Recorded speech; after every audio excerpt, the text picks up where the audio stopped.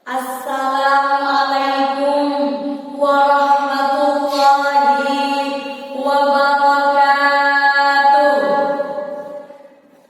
Bismillahirrahmanirrahim. Walhamdulillah.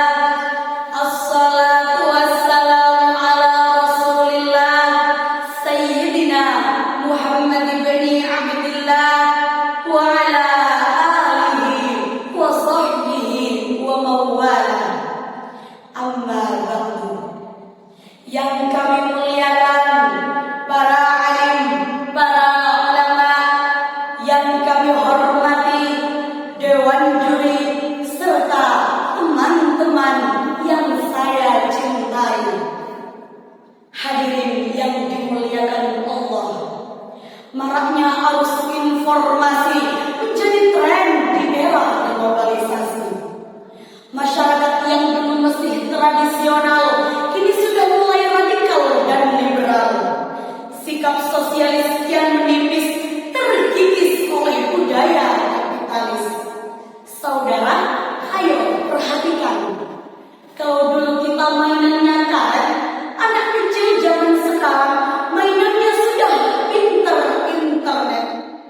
Kalau dulu gobak sodor jadi permainan, sekarang Free Fire jadi andalan. Jauh berbeda. Orang-orang semakin berlomba-lomba mencari kesenangan, urusan akhirat tak terfikirkan. Dibilang EGP, emang gak pikirin gitu loh. Hal ini sudah disinggung oleh Nabi dalam kitab Arba'in Nawawi karangan Imam Yahya bin Syarifuddin Sahibah 54 3 baris dari atas. Idza lam tastah fasna ma syi'ta.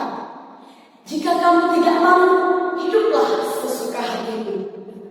Hadirin, diakui maupun tidak, dunia modern memang selalu membawa dampak positif.